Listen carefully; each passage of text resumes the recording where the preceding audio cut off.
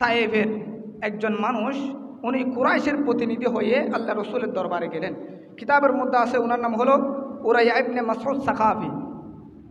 এই উরাইয়া ইবনে মাসউদ সাকাফি ওনার বাড়ি হলো তায়েফের মধ্যে। উনি কুরাইশদের প্রতিনিধি হয়ে আল্লাহ রসুলের দরবারে গেলেন। আল্লাহ রসুলের সাথে সাক্ষাৎ করলেন, বিভিন্ন বিষয়ে কথাবার্তা বললেন। কথাবার্তা বলার পর উনি আবার তায়েফের মধ্যে চলে আসলেন। তায়েফের মধ্যে আসার পর উনি ওনার কওমদেরকে আহ্বান করলেন। ফাকালা আই কওমিন, উনি ওনার কওমবাসী যারা, ওনার সম্প্রদায় যারা, ওনার প্রতিবেশী যারা, ওনাদেরকে ডাক দিলেন, ও আমার প্রতিবেশীরা দিকে আসো, দিকে আসো। আই কওমিন ওয়াল্লাহি, আমি আল্লাহর শপথ করে বলতেছি, লাকাদ ওয়াফাততু আলাল মুলুকি, পৃথিবীর মধ্যে আমি অনেক রাজা বাদশার দরবারে গিয়েছি, কিন্তু আমি এইমাত্র যে রাজার দরবার থেকে এসেছি, যে বাদশার দরবার থেকে এসেছি, ওই বাচ্চার অনুসারীগণ ওনাকে যেভাবে ইজ্জত করেছে, সম্মান করেছে, তাজিম করেছে, সেইরূপ কোনো রাজা বাদশার অনুসারী তাদের রাজা বাদশাকে সম্মান করতে আমি দেখিনি। উচ্চ আওয়াজে বলুন সুবহানাল্লাহ। উনি বলতে লাগলেন, ইন্নী রাআইতু, আমি দেখলাম, মানিকান কত্তু ইয়াযিমুহু আসহাবুহু। উনি এর আগে শপথ করলেন, ওয়াল্লাহি, আমি আল্লাহ শপথ করে বলতেছি, ইন রাআইতু মানিকান কত্তু ইউআযিমুহু আসহাবুহু, আমি দেখলাম ওনার সঙ্গী সাথী যারা আছে ওনারা ওনাকে যথাযথ ইজ্জত করেছে, যথাযথ সম্মান করেছে।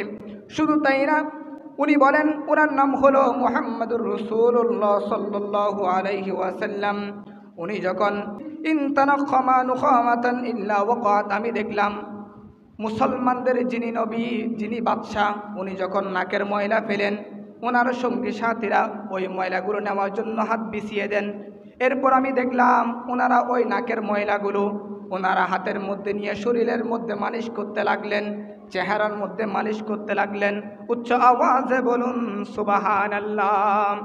শুধু তাই না, উনি আরো বলেন, ওয়াইদা আমরুহুম বিতাদারু আমরহু, উনি যখন কোনো কিছুর হুকুম করেন তখন সাহাবায়ে কেরাম ওনার সঙ্গী সাথীরা তাড়াহুড়া করে কার আগে কে কাজটা করবে। শুধু তাই না, ওয়াইদা তাওয়াদ্দা কাদু ইয়াকতাতিলুনা আলা উযুইহি, উনি যখন উযু করেন ওই উযুর পানি নেওয়ার জন্য সাহাবায়ে কেরাম প্রতিযোগিতা করেন। উচ্চ আওয়াজে বলুন সুবহানাল্লাহ। দেখেন, কুরাইশদের একজন প্রতিনিধি আল্লাহ রসুলের দরবারে এসেছেন। উনি এসে আল্লাহ রসুলের সাথে সাক্ষাৎ করলেন, বিভিন্ন বিষয়ে কথাবার্তা বললেন। এরপর উনি আবার ওনার জায়গা তায়েফের মধ্যে চলে গেলেন। যাওয়ার পর উনি ওনার কওম যারা আছে ওনাদেরকে আহ্বান করলেন, হে আমার সম্প্রদায়, হে আমার কওমবাসী, আমার প্রতিবেশী, তোমরা এদিকে আসো, তোমরা একটা ঘটনা শোনো। আমি এইমাত্র যে বাচ্চার দরবার থেকে এসেছি, ওই বাচ্চার মতো কোনো বাচ্চা আমি পৃথিবীর মধ্যে আর দেখি নাই। বড় করে বলুন সুবহানাল্লাহ। উনি বলতেছেন, ওয়াল্লাহি, আমি উনার মতো বাচ্চা পৃথিবীর মধ্যে আর দেখি নাই। আমি দেখেছি, ওয়াল্লাহি ইনতানাখামা নুখামাতান, উনি যখন নাকের ময়লা ফেলে তখন উনার সঙ্গী সাথীরা ওই ময়লাগুলো মাটির মধ্যে পড়তে দেন না, এর আগে আগে হাতের মধ্যে নিয়ে নেয়। বড় করে বলুন সুবহানাল্লাহ। ওই ময়লাগুলো ওনারা শরীরের মধ্যে মালিশ করে, চেহারার মধ্যে মালিশ করে, যাতে তারা অসুস্থ থেকে মুক্তি পায়। বড় করে বলুন সুবহানাল্লাহ। রোগবালা হওয়ার জন্য, চেহারার সৌন্দর্য বৃদ্ধি হওয়ার জন্য সাহাবায়ে কেরাম আল্লাহ রসুলের নাক মুবারকের ময়লাগুলো মালিশ করতেন। বড় করে বলুন সুবহানাল্লাহ। শুধু তাই না, উনি আরো বলতেছেন, ওয়াইদা আমরুহুম বিতাদারু আমরহু, আমি দেখলাম মুসলমানদের নবী যিনি, বাদশাহ যিনি, উনি যখন কোনো কিছুর জন্য হুকুম করেন তখন উনার অনুসারীরা তাড়াহুড়া করে যে কার আগে কে কাজটা করতে পারবে। শুধু তাই না, ওয়াইদা তাওয়াদ্দা, আমি দেখলাম উনি যখন উযু করে ওই উযুর ব্যবহৃত পানিগুলো নেওয়ার জন্য সাহাবায়ে কেরাম প্রতিযোগিতা করেন। বড় করে বলুন সুবহানাল্লাহ। এটা একজন কাফের বলতেছে।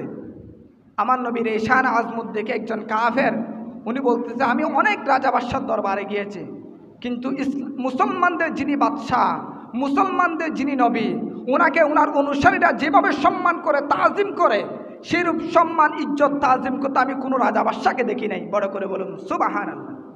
দেখেন সাহাবায়ে কেরাম আল্লাহ রসুলকে কীভাবে করে ইজ্জত করতেন। আল্লাহ রসুলের নাকের ফানি পালার আগে আগে সাহাবায়ে কেরাম হাতের মধ্যে নিয়ে নিতেন। ওই ফানিগুলো তারা মুখের মধ্যে মালিশ করতেন যাতে চেহারা সৌন্দর্য বেড়ে যায়। শরীরের মধ্যে মালিশ করতেন যাতে তারা বিভিন্ন রোগ ব্যাধি থেকে শেফা অর্জন করতে পারে। বড় করে বলুন সুবহানাল্লাহ।